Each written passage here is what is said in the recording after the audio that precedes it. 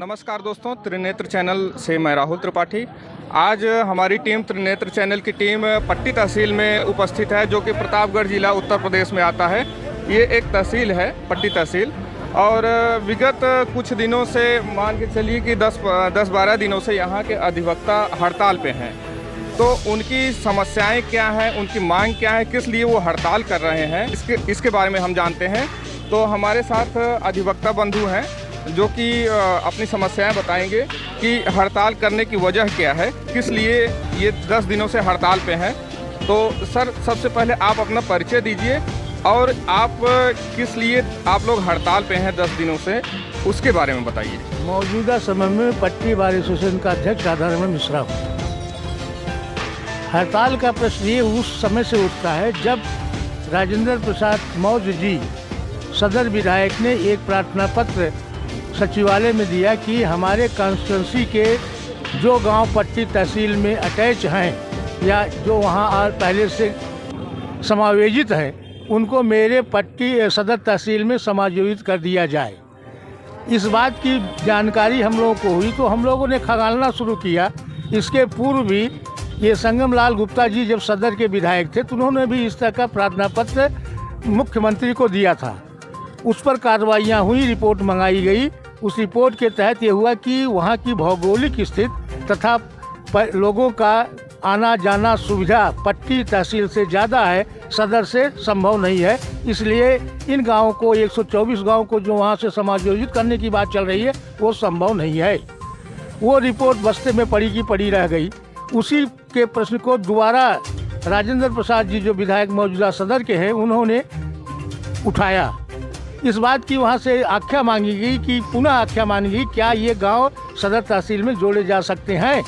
दोबारा तहसील से प्रशासन से ये आख्या गई कि साहब पूर्व में भी रिपोर्ट जा चुकी है। इस विषय में एक हाई कोर्ट में IPL भी दाखिल है और उस रिपोर्ट में भी ये था कि यहाँ की भौगोलिक स्थिति तथा ग्रामवासियों के आने जाने की सुविधा पट्टी तहसील में ज़्यादा है, सदर तहसील में संभव नहीं है। लिहाजा ये अपेक्षित नहीं है कि 124 गांव पट्टी तहसील से काट के सदर के में मिला दिए जाएं। तो 124 गांव ये जो यहाँ से कट के सदर में जा रहे हैं, तो जब यहाँ पे 124 गांव यहाँ से कट जाएंगे तो आप लोगों के लिए बचेगा क्या? आप लोग फिर क्या करेंगे? हम बताते हैं, इधर आइए। शुरू में 845 गाँव का ये पट्टी तहसील थी। 2000 में विधायक जी के कुछ कृपा से वो मिस्टर ओझा जी थे, शिवाकांत जी, उन्होंने रानीगंज तहसील का सृजन करवाया। उसमें से 333 गांव पट्टी तहसील से कट के चले गए। मौजूदा समय में केवल 554 गांव ही पट्टी तहसील में बचे हुए हैं, जबकि पट्टी तहसील जिले की सबसे बड़ी तहसील थी। इस परिप्रेक्ष्य में अगर 124 गांव भी यहां से निकल जाते हैं तो हमारे तहसील में गाँव की संख्या ज़्यादा से ज़्यादा 450 हो जाएगी और उस स्थिति में मेरी तहसील सबसे छोटी तहसील हो जाएगी। इस परिप्रेक्ष्य में भी ग्रामवासियों को हित को देखते हुए हम लोगों ने लड़ाई लड़ना शुरू किया कि 124 गांव पट्टी तहसील में ही समायोजित रहे, ये सदर तहसील में न जाए। तो आपके संघर्ष में यहाँ के जनप्रतिनिधि कोई आप लोगों का सहयोग करने के लिए आए या आपकी बात सुनने के लिए आए कोई जनप्रतिनिधि? समस्या इस बात की है कि यहाँ के जनपद मौजूदा समय सपा के विधायक राम सिंह जी पटेल हैं। अब चूँकि उनके कॉन्स्टिट्यूंसी का मामला है तो वो जानते हैं कि उन गांव से मुझे वोट नहीं मिलता, दूसरे गांव से उन्होंने कोई इंटरेस्ट नहीं लिया। हम लोगों ने परसों करने की कोशिश की, तो कहा भाई देखिए हमारा तो कोई ऐसी प्रॉब्लम नहीं है, अब आप लोग इसका अपना निपटिए अपने स्तर से। संगमलाल जी से वार्ता हुई, एक दिन उनका प्रोग्राम भी लोगों बच्चों ने लगा दिया था, उनसे भी चर्चा हुई। अब चूँकि वो सदर के भी पूरे लोकसभा के भी MP हैं, ऐसी सूरत में उनका भी क्षेत्र आता है, लेकिन उन्होंने कोई इनिशिएटिव नहीं लिया। तो एक बार उनके प्रतिनिधि से उनसे भी वार्ता हुई कि अभी कलेक्टर को साहब से कहिए या चर्चा करिए साहब कि आपकी जनता हम भी हैं, हमारा अहित हो रहा है। उन्होंने कोई इनिशिएटिव नहीं लिया। मौजूदा समय हम लोगों ने अंत में परेशान होकर के करीब थकावट सी महसूस करते हुए अपने क्षेत्रीय प्रतिनिधि जो हमारे यहाँ के पूर्व मंत्री जी माननीय मोती सिंह जी से वार्ता किया। उन्होंने आश्वासन दिया कि भाई हम आपके साथ तब भी थे, हमने पट्टी को पुरोया है, पट्टी को बनाया है, यहाँ की जनता को मैं कोई तकलीफ नहीं होने दूंगा। हमारे साथ और भी अधिवक्ता हैं, इनसे भी जानेंगे कि किस तरीके की समस्याएं आ रही हैं। अब जैसे आप लोगों के सामने ये बहुत बड़ी समस्या, छोटी समस्या नहीं है, तो आप लोगों के हिसाब से ये किस तरीके से आप फेस कर रहे हैं इसको, इसमें कौन आपके साथ खड़ा है, इसके बारे में बताइए।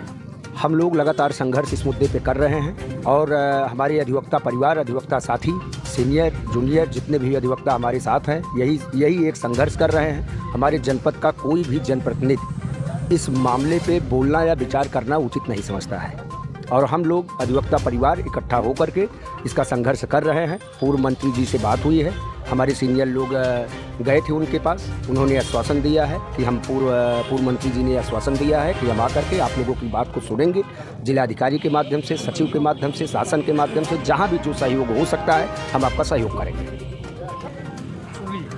जहाँ तक आपने कहा हम लोग की समस्याएं, सवाल है कि हमारे तहसील में 400 अधिवक्ता रजिस्टर्ड हैं, 800 मुंशी हैं, कम से कम 50-80 का निवेश है, उनके साथ 1-2 अटैच हैं। करीब 2000 पब्लिक को यहाँ से रोजी रोटी मिलती है। जब ये गांव कट जाएंगे, कोई आएगा ही नहीं, वर्ग ही नहीं रहेगा, तो ये बेरोजगार हो जाएंगे। सरकार रोजगार की समस्या पैदा करना चाहती है, रोजगार देना चाहती है, हमें ही बेरोजगार कर रही है। सबसे बड़ी समस्या ये है, ये अधिवक्ता कहाँ जाएंगे, ये मुंशी कहाँ जाएंगे, ये डीड राइटर्स कहाँ जाएंगे, इनकी कोई सरकार व्यवस्था करे। हम सहज तैयार है, पूरी तहसील बंद कर दी जाए, इनको अलग से एम्प्लॉयमेंट दे दे, इनके खाने पीने की व्यवस्था करे। सबसे बड़ी समस्या है। जी जी बिल्कुल, आपका कहना है कि ये बेरोजगार करने का कदम है एक तरह से, हाँ, कि एक कदम है कि कैसे अधिवक्ता बेरोजगार हों। अधिवक्ता के साथ कई लोगों का रोजगार जुड़ा हुआ है, चाहे वो फोटो स्टेट वाला हो, चाहे टाइपराइटर वाला हो, चाहे मुंशी हो, सभी का रोजगार जुड़ा हुआ है। तो अभी 12-15 दिन से आप लोग हड़ताल पे हैं, तो लगभग सभी के रोजगार पे असर पड़ा होगा, तो इसकी जवाबदेही किसकी होगी? ये सरकार की होगी या प्रतिनिधियों की होगी जो इस तरह का व्यवस्था सोच रहे हैं या जो हमें डिस्टर्ब कर रहे हैं, उनको सोचना चाहिए। सदर तहसील इतनी बड़ी तहसील है, इतनी भीड़ वहाँ है, ये और जुड़ जाएंगे, वहाँ काम कुछ होता ही नहीं है, ये काम जोड़ के क्या करेंगे? कौन सा रोजगार वहाँ उनको बढ़ा देंगे? हमारी रोटी काट करके हमें खाने को भूखमरी के कगार पर ला करके अधिवक्ताओं के पास क्या है? यही तो काम है, उनको कोई सैलरी मिलती है, कोई पेंशन मिलता है, पब्लिक का वर्क करके जी खा रहे हैं, इस पर भी कुठाराघात।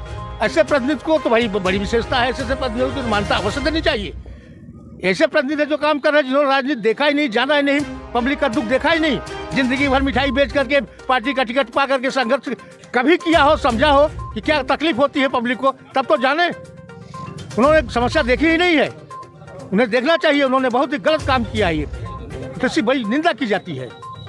जी सदर पे तो एक तरह से चौतरफा दबाव रहता ही है वहाँ पे, और जब यहाँ के भी गांव सदर पे एक तरह से दबाव रहता ही है वहाँ के तहसीलों पर। अब जब यहाँ से 124 गांव कट जाएंगे, वहाँ चले जाएंगे, तो वहाँ उस कार्य प्रणाली में भी दबाव आएगा। दबाव आएगा। समस्या ये है कि हर तहसीलों में डिप्टी की 2 पोस्ट हमारे यहाँ है, सिंगल डिप्टी है SDM। तहसीलदार की 2 पोस्ट है, अकेले तहसीलदार हैं। 5 नायब तहसीलदारों की पोस्ट है, बड़े मुश्किल से भी नए 2 नायब तहसीलदार डिप्यूट किए गए हैं। पेशकारों की समस्या, पेशकार किसी कोर्ट में नहीं है, उनके अटेंडेंट नहीं है, हलमत नहीं है, सफाई कर्मी नहीं है, तो मुंशी जो क्या तामीला करते हैं वो नहीं है, इन सब के अपॉइंटमेंट नहीं है, इनके पास स्टाफ नहीं है। तो कहाँ ले जा रहे हो, कहाँ कर रहे हो, कैसे करोगे भाई? खाली कह देने से किसी गाँव के यहाँ जोड़ दो बस सही हो जाएगा। पहले इसकी व्यवस्था करो, जो आवश्यकता है उसको नहीं कर रहे हैं। वैसे भी हम लोगों ने बड़ा प्रयत्न किया था, आज से 5-7 साल पहले सरकार का एक नोटिफिकेशन हुआ था कि हर तहसीलों में ग्रामीण न्यायालय की स्थापना की जाए ग्रामीणों की सुविधा के लिए। उसमें पट्टी तहसील मुख्य था। केवल इस जिले में पट्टी तहसील में ये गजट हुआ सरकार की तरफ से कि पट्टी तहसील में ग्राम न्यायालय की व्यवस्था अविलंब कराई जाए। प्रमुख सचिव न्याय का ये निर्देश आया, हाई कोर्ट के IPL के आधार पर उन्होंने नंबरिंग दिया और लिखा कलेक्टर को, रुको भाई, कलेक्टर को उन्होंने लिखा कि आप इसको रिपोर्ट दीजिए, तत्कालीन व्यवस्था कीजिए, किराए का कमरा लेकर संचालन कराइए। बड़ी लिखा पड़ी हुई, हमने उसकी व्यवस्था कराई। फिर आया भवन नहीं है, कहाँ बैठेंगे, उसके लिए भवन की व्यवस्था कराई गई, बेहतरीन कोर्ट बनवाई गई, सारी चीज़ है। लेकिन आज 5-7 साल से ग्रामीण न्यायालय नहीं आ रहा है। क्यों नहीं आ रहा है? ग्रामीण न्यायालय तो हमारा काम बढ़ता, रोजगार मिलता। वो समस्याएं नहीं सॉल्व कर रहे हैं, पहले उसकी समस्या हमारी सॉल्व कर दे। यहाँ के सांसद संगम लाल गुप्ता जी जो हैं, उनसे आप क्या कहना चाहेंगे? संगम लाल गुप्ता से कोई अपेक्षा नहीं की जा सकती। कहना तो मैं उस दिन भी कहा, बुलाया भी, उनका स्वागत भी कर दिया तहसील में, बेहतरीन खिचड़ी व्यवस्था किया। मैं सोचा कि सारा खिचड़ी खिला रहा हूँ, मेरा ख्याल उसके तहत वो खिचड़ी खवाई ले चला जाता है। इनका हमारे 124 गाँव कहिएगा, मैं कहा था ये कर दूंगा, करना तो क्या तुम लिए जा रहे हो, तुमको सपोर्ट करना चाहिए था, मेरी कंस्टिट्यूंसी है, क्यों काट रहे हो 124 गाँव? इनका कैसे रहन सहन होगा, इनकी जीविका कैसे चलेगी?